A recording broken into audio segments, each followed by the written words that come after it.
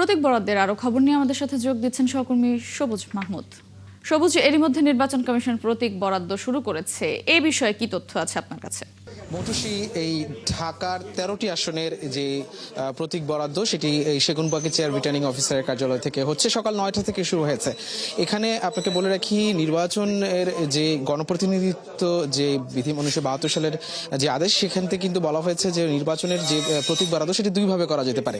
একটি হচ্ছে নির্বাচনের যে নিবন্ধিত দলগুলো আছে সেই নিবন্ধিত দলের যে প্রতীক, সেই প্রার্থীরা সেই প্রতীক বরাদ্দ পাবে এবং স্বতন্ত্র প্রার্থীরা তাদের নির্বাচন কমিশনের যে প্রতীকগুলো আছে, এখানে আমার পিছনে যে প্রতীকগুলো তালিকা দেখতে পাচ্ছেন, এই তালিকাগুলো থেকে নির্বাচন তাদের যে যে চাহিদা বা তাদের যে পছন্দ, সেই পছন্দ অনুযায়ী তাদেরকে স্বতন্ত্র প্রার্থীদেরকে প্রতীক বরাদ্দ দেওয়া যেতে পারে। সেই স্বতন্ত্র প্রার্থীদের যে প্রতীক, সেগুলো কিন্তু 56টি প্রতীকের তালিকা আছে। তার মধ্যে আলমিরা, উট, কলস এবং কলার ছড়ি সহ বিভিন্ন ধরনের প্রতীক এখানে আছে।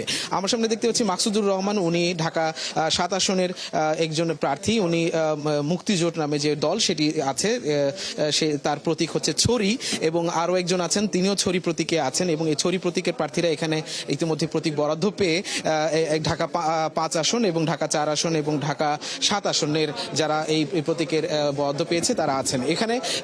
দলীয় প্রতীক কিন্তু নিবন্ধিত, এবং দলীয় প্রতীকের বাইরে স্বতন্ত্র প্রার্থীদের ক্ষেত্রে তাদের পছন্দের যে প্রতীক, সেই প্রতীকের মধ্যে তাদের অগ্রাধিকার ভিত্তিতে সেই প্রতীকগুলো দেয়া হচ্ছে। এবং তাদের যে যদি কেউ এর আগে স্বতন্ত্র প্রার্থীদের কেউ এর আগে যদি কোনো নির্বাচন করে থাকে, সেখানে যে প্রতীকে সে নির্বাচন করেছিল এর আগে, সেটি কিন্তু তাকে অগ্রাধিকার ভিত্তিতে দেওয়ার বিধান রয়েছে। এবং যদি একই প্রার্থী, একই স্বতন্ত্র প্রার্থী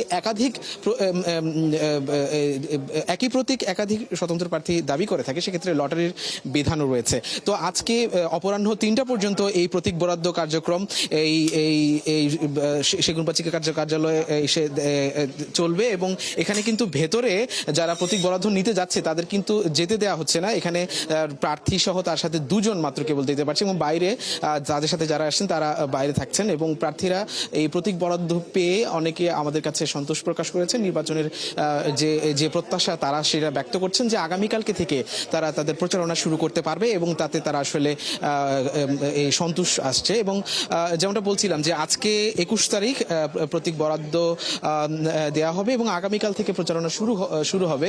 তো আগামীকাল থেকে প্রচারণা শুরু হবে এবং আজকে বিকেল অপরাহ্ন 3টি পর্যন্ত হয়তো এই প্রতীক বরাদ্দ কার্যক্রম চলার পরে আমাদেরকে বিভাগীয় কমিশনার বা রিটার্নিং অফিসার আমাদেরকে বিস্তারিত জানাবেন যে আসলে তারা কতজনকে প্রতীক দিল, কি কি প্রতীককে কারা কারা পেল।